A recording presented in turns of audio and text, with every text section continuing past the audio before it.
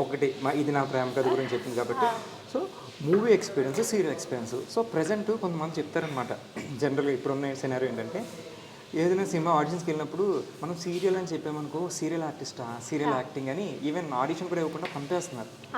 But అటు సీరియల్లో చూసి నిన్ను తీసుకున్నారు అంటున్నావు. సో ఆబ్వియస్లీ సీరియల్ యాక్టింగ్ చూసి తీసుకున్నారు, సినిమా చేసావు. సినిమా చేసాం కానీ అక్కడ కూడా మాకు సీరియల్ యాక్టింగ్ వద్దు అన్నారా ఒకసారి. అది సీరియల్ యాక్టింగ్ ఒకటి, థియేటర్ యాక్టింగ్ ఒకటి, సినిమా యాక్టింగ్ ఒకటి ఖచ్చితంగా ఉండదు. అయితే అలా ఉండదు. నేను చెప్పేది ఆ good actor knows what to do, what to give అనేది తెలుస్తుంటుంది. అంటే వాళ్ళకి ఏంటో మేము ఓవర్ యాక్టింగ్ చేస్తాము అనేది ఉంటుంది కదా సీరియల్లో. జనరల్గా సస్టైన్ చేస్తాం మేము. యాక్చువల్లీ సీరియల్ ఆర్టిస్ట్కి ఎలా అమౌంట్ చేయాలి, ఎలాంటి దాంట్లో అనేది ప్రిసైజ్గా తెలిసి ఉంటుంది నన్ను అడిగితే. ఇక్కడ ప్యాటర్న్ అలా ఉంది సీరియల్లో.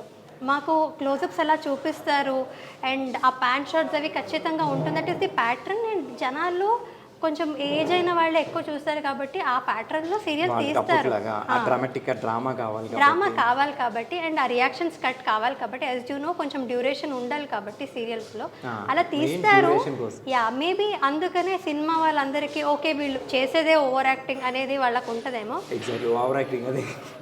But it is like that. అంటే ఇప్పుడు ఒక థియేటర్లో మేము స్టేజ్లో చేస్తున్నామంటే the last one should also know our emotion కాబట్టి లాస్ట్లో కూర్చున్న వాళ్ళకు కూడా మా ఎమోషన్ కాబట్టి హెవీగా చేయాల్సి ఉంటుంది. వాయిస్ కూడా. అండ్ టీవీకి వచ్చేసరికి కూడా TV is this much. So వాళ్ళు ఇక్కడే కూర్చుంటారు, ఇక్కడ కూర్చొని చూస్తారు. బట్ అయినా సరే we have to express more. Serial pattern అలా ఉంటుంది. సినిమా అంత పెద్దగా ఓన్లీ సినిమానే మీరు చూస్తుంటారు కాబట్టి you need not do so much. అది ఐ థింక్ మనకు తెలిసి ఉంటుంది.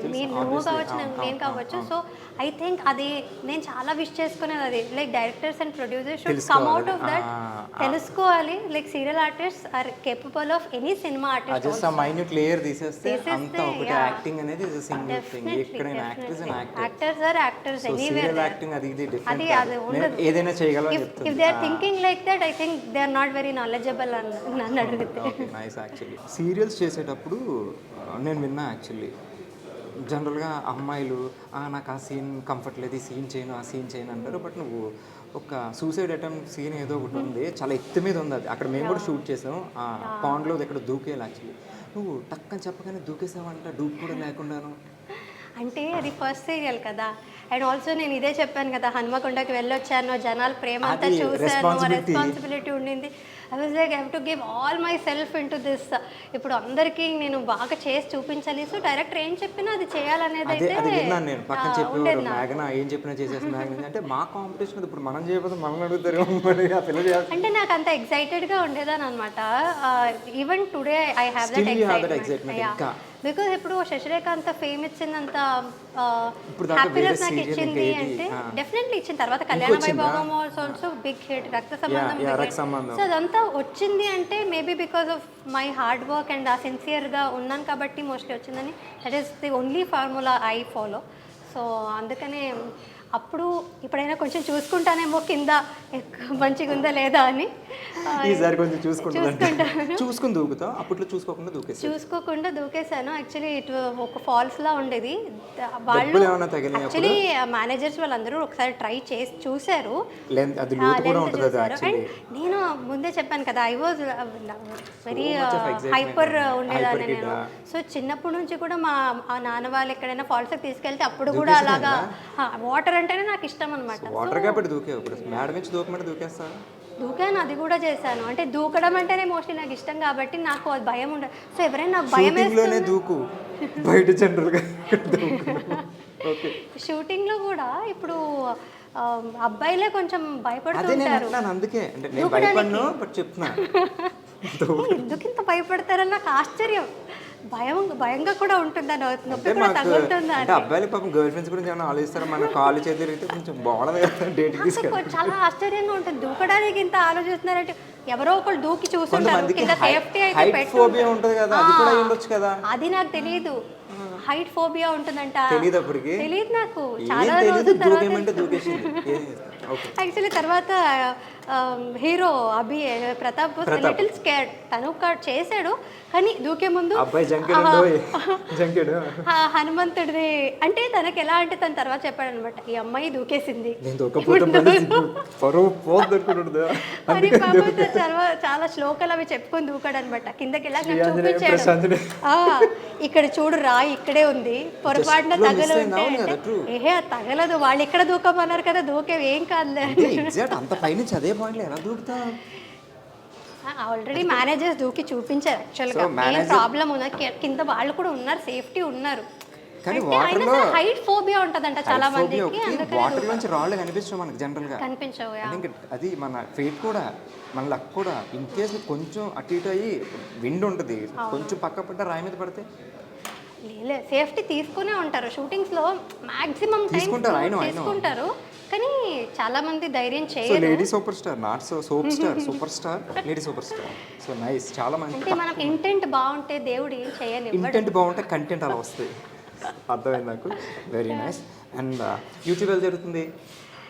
యూట్యూబ్ జరుగుతుంది. We like doing vlogs. నేను స్వరూప్ మేము అంటే ఒక వ్లాగ్స్ వల్ల అయినా ఇద్దరు కలిసి టైం స్పెండ్ చేస్తాం, కుకింగ్ అని ఏదో ఒకటి ఎక్స్పెరిమెంట్ చేస్తాం. ఏమేమి టూర్ వేస్తారు? Kitchen tour, fridge tour, fridge tour, కొంతమంది మేకప్ కిట్ టూర్. అది నేను చేయలేదు అనుకుంటాను, మోస్ట్లీ చేయలేదు, తెలియదు. ఈ మధ్య నేను ఒక చోట చూసా బాత్రూమ్ టూర్ కూడా. బాత్రూమ్ టూర్ చేయను ఎప్పటికీ కూడా. నువ్వు చేయలేదు, నేను చూసా ఒక చోట బాత్రూమ్ టూర్. ఓకే, ఏం చెప్తారు? పీపుల్ ఆర్ ఇంట్రెస్టెడ్ మేబీ, అందుకనే ఇస్తారు. ఇప్పుడు నేను ఎప్పుడైనా మధ్యలో బ్లాగ్ చేయట్లేదంటే I get so many DMs, why are you not doing, చేయండి అన్నట్టుగా అడుగుతారు. నేను ఎవరిని అడిగారు ఇట్లా బాత్రూమ్ టూర్ చేయమని ఎవరు అడగలేదు, బట్ ఫ్రిడ్జ్ టూర్ చేయమని అడుగుతారు.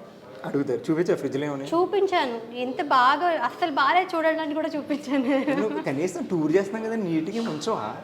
తీసేసి ఆల్రెడీ పెరిగేసినట్టు వేసేస్తావా? వెరీ హానెస్ట్, నిజాయితీ పర్వాలేదు అబ్బా. సో ఓకే, ఇప్పుడు యూట్యూబ్ చేస్తున్నాం, సీరియల్స్ చేస్తున్నాం, and at the same time business plan చేస్తున్నాం, వెబ్సైట్. అసలు ఎట్లా? మనకి 24 hours కదా ఉన్నాయి, మాకు 24 hours ఉన్నాయి, కానీ మాకు ఒకటి చేయడానికి అవ్వట్లేదు. నువ్వు 3 ఎట్లా మేనేజ్ చేస్తావు? సీరియల్స్ యాక్చువల్లీ ఇప్పుడు కొంచెం ఫ్రీగానే ఉన్నాను, బట్ రక్త సంబంధం, కళ్యాణ వైభోగం ఒకేసారి జరిగేది. అప్పుడు పెళ్లి కూడా చేసుకున్నాను. So it all happened.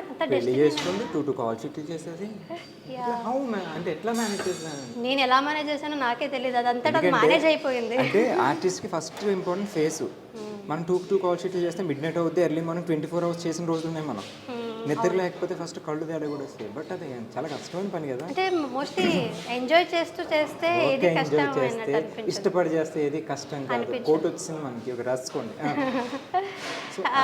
కానీ ఇప్పుడు ఆల్మోస్ట్ 1 year నుంచి సీరియల్ ఏం చేయలేదు, కెమెరా ఫేస్ చేసి యాక్ట్ చేయలేదు. ఎక్స్క్యూజ్ మీ, నా క్వశ్చన్ అయితే అడుగుదాం అనుకున్నాను.